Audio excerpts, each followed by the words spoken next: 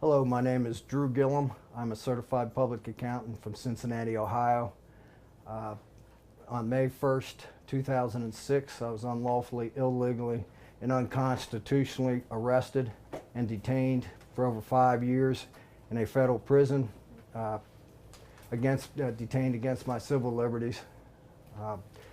The federal government, the Internal Revenue Service, and the court system all acted in coercion without probable cause. They did not have a arrest warrant by definition.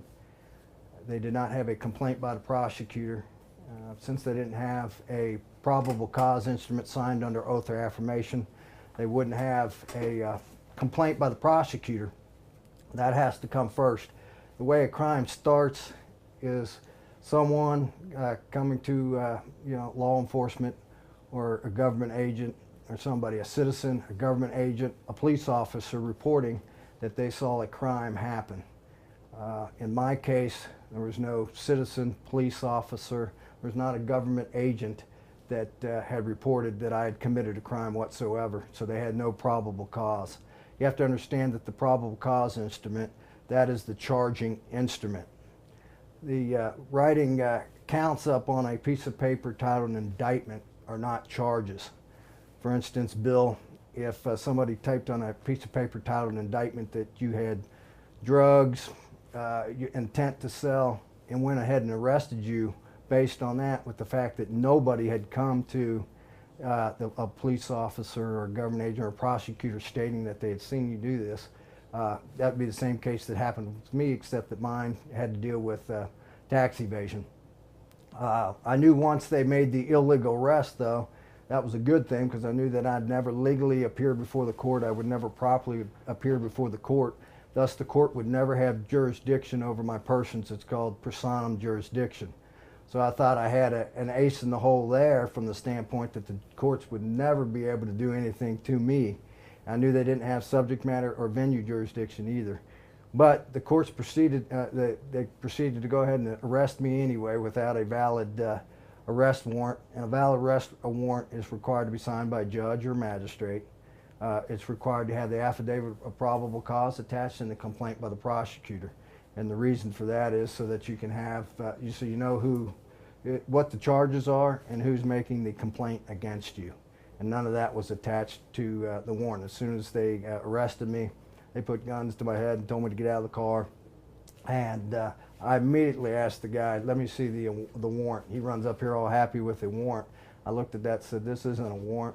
He goes, oh yeah, see, it says warrant up here. I said, just because you say I'm a duck doesn't mean I'm a duck. I said, this warrant's required to have an affidavit of probable cause and a complaint by the prosecutor attached. I'm allowed to see what charges are and who's making the charges against me.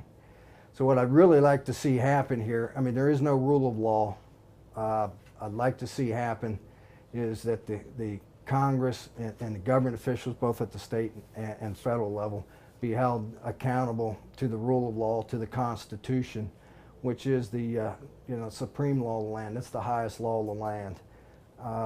They constantly, when it benefits them, they ignore constitutional issues, they ignore your civil liberties, and they pretty much do whatever they feel they need to do in order to accomplish their goals, their socialistic agenda, whatever it may be. And it's frustrating because you go in, I mean, from day to day, you never know what law, they may have written on the books, so-called law, should I say. You never know if you're doing something wrong or you're not. And I'm telling you, if I can be taken off the streets illegally, and I know they said, hey, now that the military is able to, come in, arrest somebody and detain us indefinitely, that's allowed to happen. It's impossible to happen because we have a Constitution, and the Constitution is the supreme law of the land. We have, let's see here, it's, can I look real quick? I want to look here because I don't want to mess it up here. Let's see here, gross income, where do I have it here? Anyway, any law that it violates the Constitution or is repugnant to the Constitution, the Supreme Court has ruled that it's no law at all. It's actually void from the beginning. It's void ab initio, and that's in Marbury versus Madison. So, Congress overstepping their bounds and passing what they call laws.